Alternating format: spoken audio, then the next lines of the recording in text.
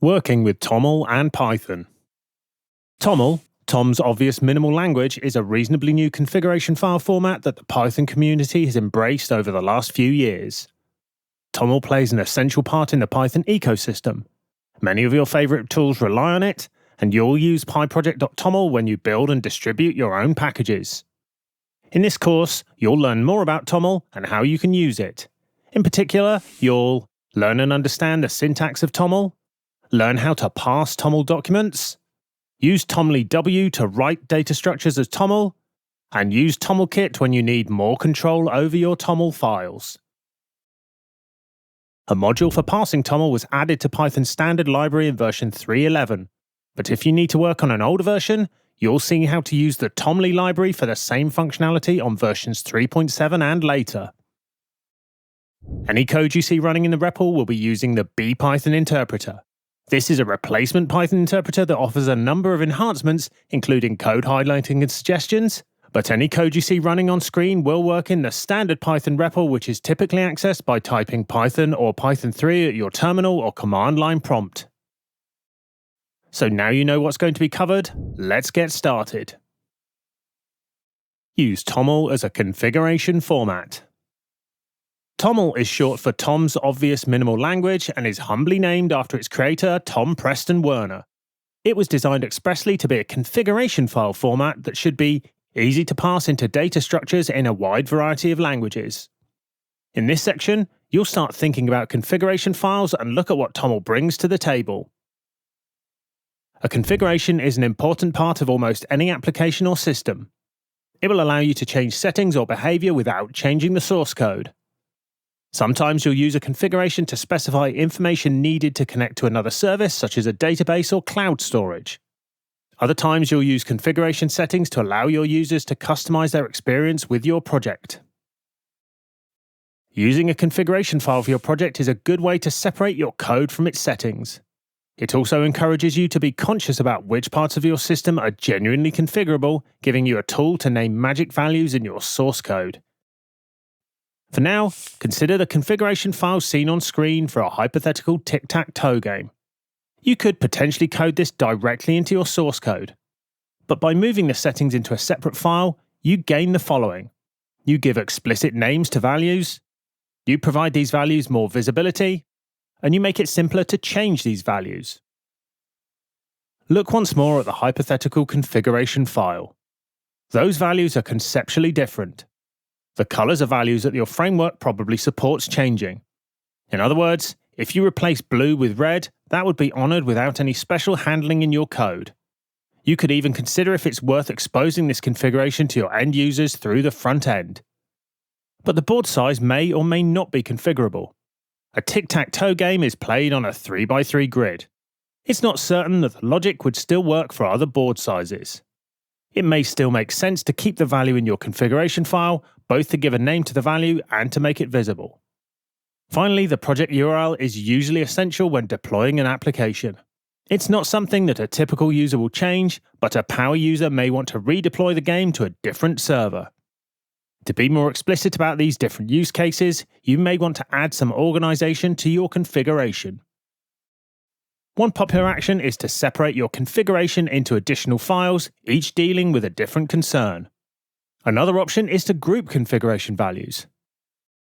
For example, you can organize your hypothetical configuration file as seen on screen. The organization of the file makes the role of each configuration item clearer. You can also add comments into the configuration file with instructions to anyone thinking about making changes to it. The actual format of the configuration file isn't important for this discussion. These principles hold independently of how you specify your configuration values. As it happens, the examples you've seen so far can be parsed by Python's config parser class. There are many ways for you to specify a configuration. Windows has traditionally used ini files which resemble the configuration file you've just seen. Unix systems have relied on plain-text, human-readable configuration files, although the actual format varies between different services.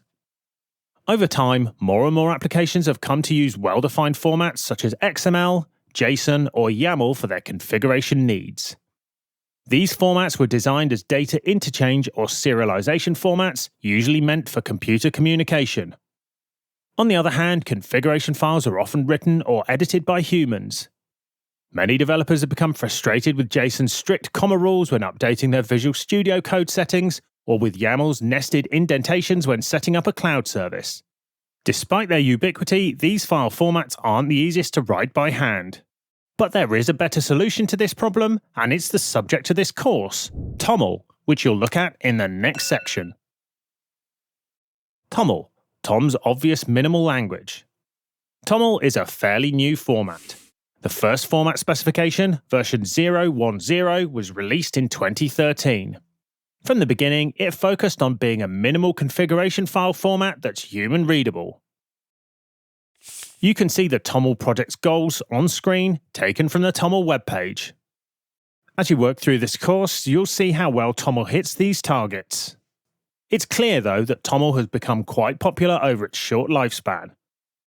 More and more Python tools, including Black, PyTest, MyPy, and iSort, use TOML for their configuration. And TOML parsers are available for most popular programming languages. On screen, you can see one way to express the configuration you saw previously in TOML. You'll learn more about the details of the TOML format later on in the course. But for now, just try to read and parse the information yourself. Note that it's not much different from the first example you saw. The biggest change is the addition of quotation marks in some of the values. TOML syntax is inspired by traditional configuration files. Its one major advantage over Windows INI files and Unix configuration files is that TOML has a specification that spells out precisely what's allowed in a document and how different values should be interpreted. The specification is stable and mature after reaching version 1 in early 2021. In contrast, the INI format doesn't have a formal specification. Instead, there are many variants and dialects, most of them defined by an implementation. Python comes bundled with support for reading INI files in the standard library. While config parser is quite lenient, it doesn't support all kinds of INI files. Another difference between TOML and many traditional formats is that TOML values have types. Blue is interpreted as a string, while 3 is a number. One potential criticism of TOML is that humans writing TOML need to be aware of types. In simpler formats, that responsibility lies with the programmer parsing the configuration. TOML is not meant to be a data serialization format like JSON or YAML. In other words, you shouldn't try to store general data in TOML to recover it later. TOML is restrictive in a few aspects. All keys are interpreted as strings. You can't easily use a number as a key. TOML has no null type. Some white space is important, which makes it less efficient to compress the size of TOML documents. Even though TOML is a good hammer, not all data files are nails. You should primarily use TOML for configurations. You'll dive deeper into TOML syntax in the next section of the course, and there you'll learn about some of the syntax requirements of TOML files. But in practice, a given TOML file may also come with some non-syntactical requirements. These are schema requirements. For example, your tic-tac-toe application may require that the configuration file contain the server URL. On the other hand, player colors may be optional if the application defines a default color. Currently, TOML doesn't include a schema language that can specify required and optional fields in a TOML document.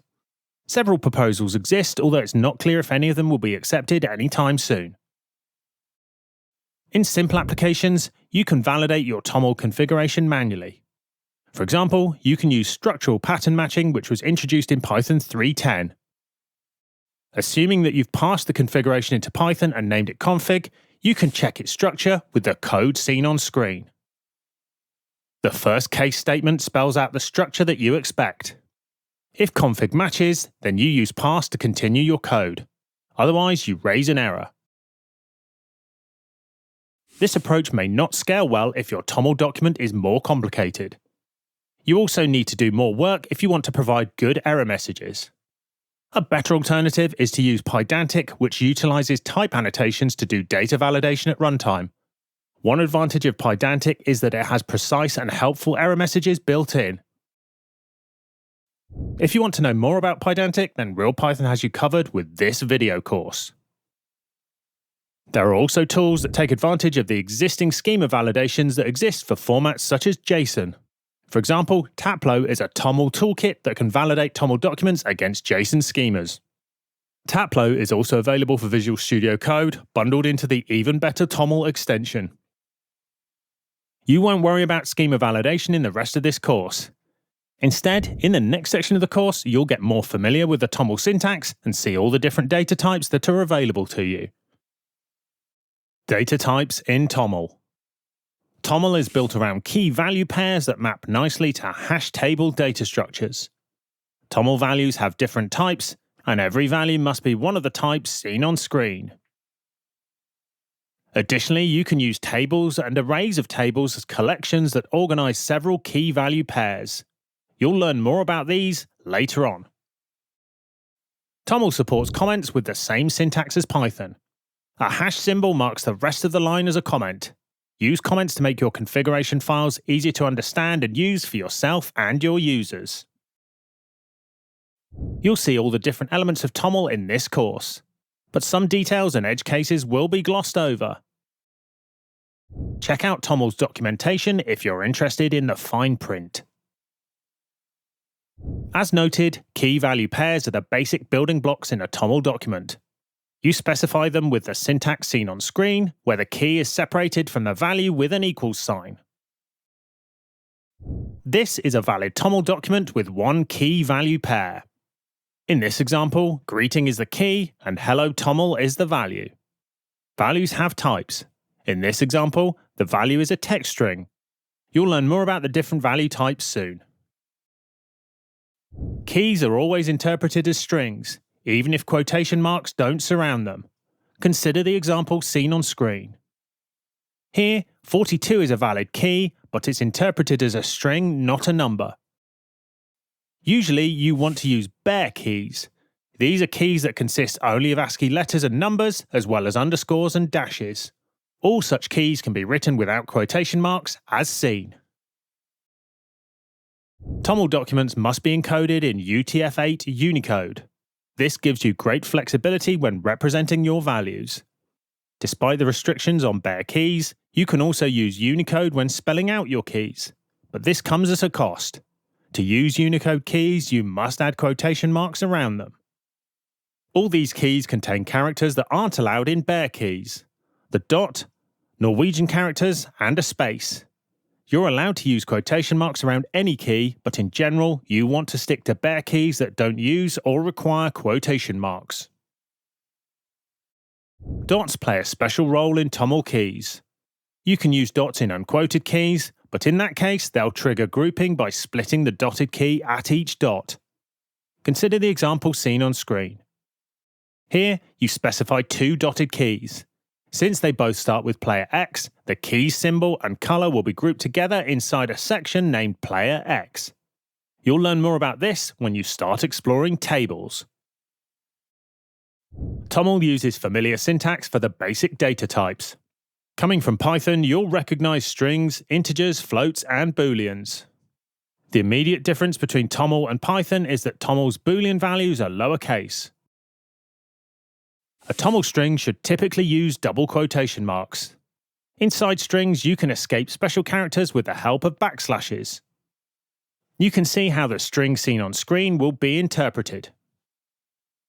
You can also specify TOML strings using single quotation marks. Single quoted strings are called literal strings and behave similarly to raw strings in Python. Nothing is escaped and interpreted in a literal string, and you can see the effect of this on screen.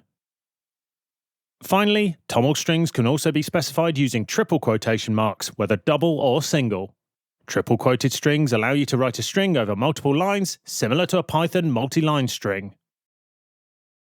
Control characters, including literal new lines, aren't allowed in basic strings. But you can use \n to represent a new line inside a basic string. You must use a multi-line string if you want to format your strings over several lines. And you can also use triple quoted strings. In addition to being multi-line, as seen on screen, these are the only way to include a single quotation mark inside a literal string. You should be careful with special characters when you create TOML documents inside your Python code, because Python will also interpret the special characters. On screen, you can see a valid TOML document. Here, the value of numbers is a string that's split over 3 lines. You may try to represent the same document in Python as seen.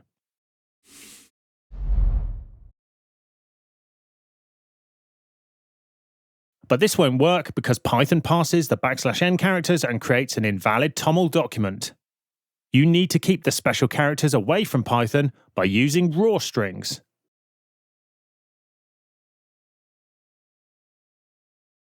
This string represents the same TOML document as your original one.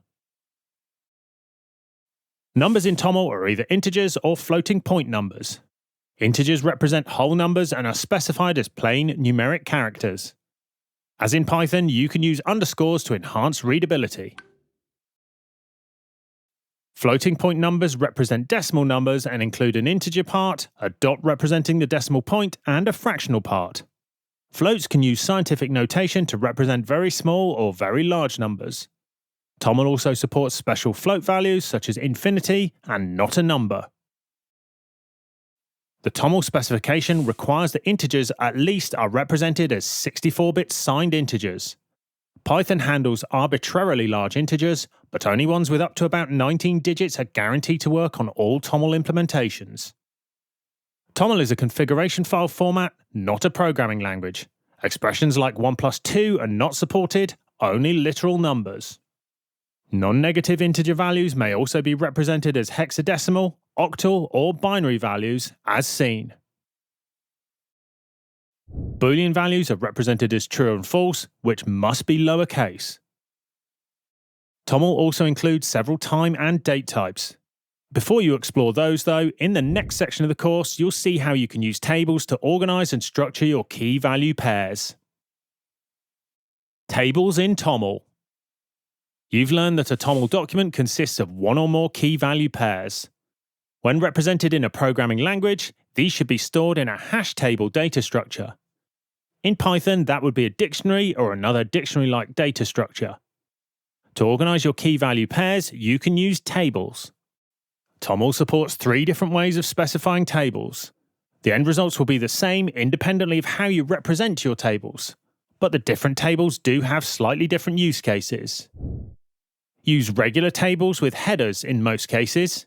Use dotted key tables when you need to specify a few key value pairs that are closely tied to their parent table, and use inline tables for very small tables with up to 3 key value pairs where the data makes up a clearly defined entity.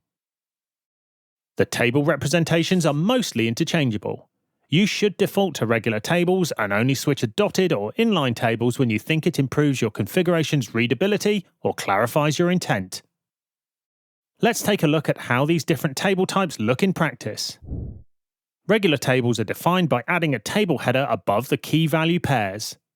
A header is a key without a value wrapped inside square brackets. On screen you can see that 3 tables have been defined. The tables are named user, constant, and server. The contents or value of a table are all the key value pairs listed below the header and above the next one. Constant and server only contain one nested key value pair each. Dotted key tables are also in use in this configuration. Inside the user section, you can see that dots are in use. The dot in the keys creates a table named by the part of the key before the dot. You can also represent the same part of the configuration by nesting regular tables, as seen here. Indentation isn't important in TOML, but you can use it to represent the nesting of the tables. You can see that the user table contains 2 subtables, player X and player O. Each of those subtables contains 1 key value pair. You can nest TOML tables arbitrarily deep. For example, a key or table header such as player, X, color, name represents name within a color table, within an X table, within the player table. Note that you need to use a dotted key in the header of nested tables and name all of the intermediate tables. This makes TOML header specifications quite verbose.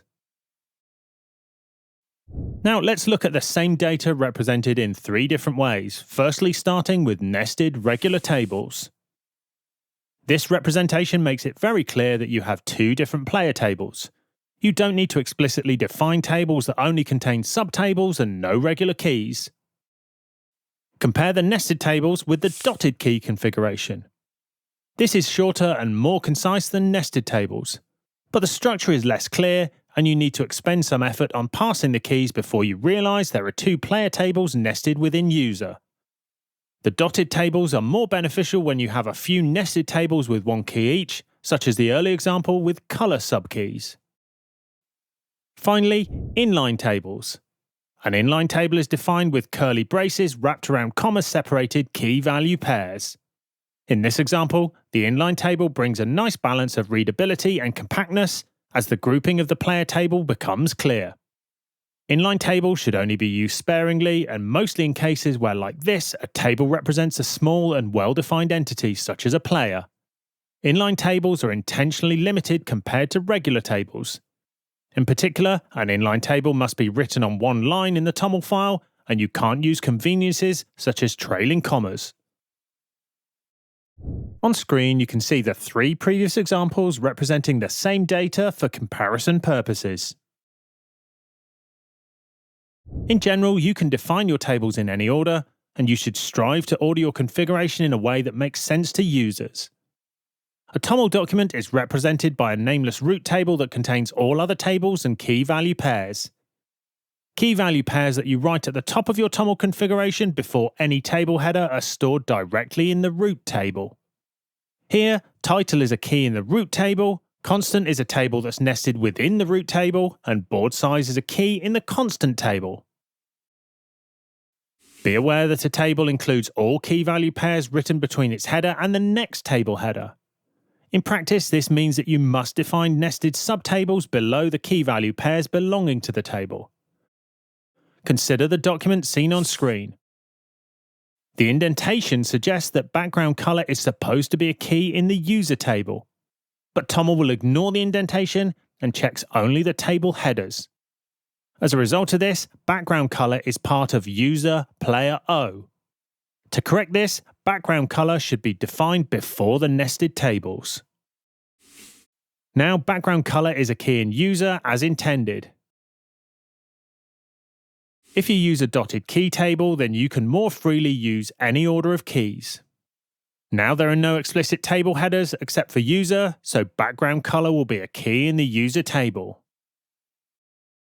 You've learned about the basic data types in TOML and how you can use tables to organize your data.